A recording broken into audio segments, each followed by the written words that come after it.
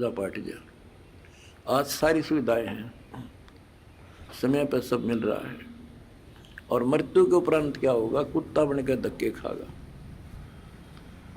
तो ये डर बनेगा गात में, जब बात बनी मेरा बिना डर, ये ज्ञान होया तो फिर बताया कि कोट जन्म तन भ्रमत हो गया, कुछ नहीं हाथ लगा रहे।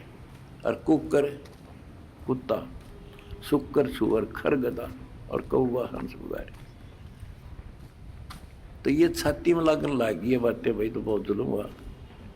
आते एक छोटी सी पोस्ट है जेई की, इस समय मैं अफलातून मान रहा हूं अपने आप को। और अध्यात्म ज्ञान बताता है कि राजा भी रहे, देवता भी रहे, और मोक्ष नहीं हुआ।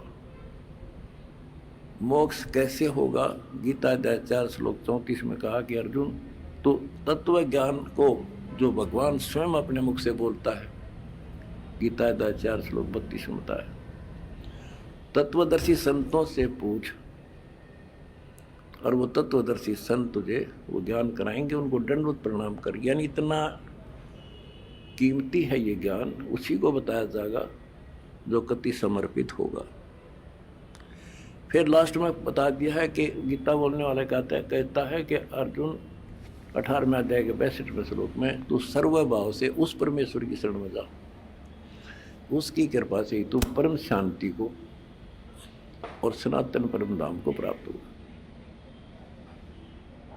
एक तो इसे ये बात क्लियर हो जाती है कि गीता ज्ञानदाता से कोई और है परम शक्ति, जिसकी भक्ति से परम शांति होगी और सनातन परम धाम सतलोक प्राप्त होगा, सत्य स्थान। गीता अध्याय 15 श्लोक 4 में कहा है कि तत्व ज्ञान की प्राप्ति के पश्चात परमेश्वर के उस परम पद की खोज करनी चाहिए, जहां जाने के बाद साधक फिर लौटकर संसार में नहीं आते। तो उसके लिए हमने ये पाना है, उस परम पद को पाना है।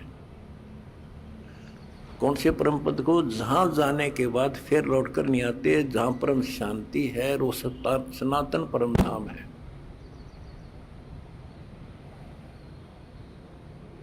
तो वो कैसे प्राप्त होगा?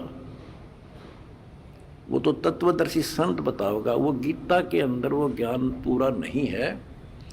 अगर गीता जी में ज्ञान पूरा होता तो लिख देते वो एक चैप्टर और, कि उस चैप्टर में पढ़ ले जो मैं उस परम अक्षर ब्रह्म की प्राप्ति का जो ज्ञान है। तो इसलिए वो तत्वदर्शी संत आज ये दास है।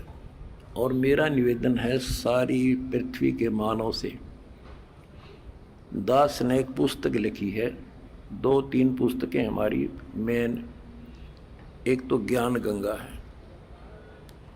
इस ज्ञान गंगा को जो पढ़ लेगा जी ला के, उसकी 101 पीढ़ी पार हो जाएगी, 101 पीढ़ी।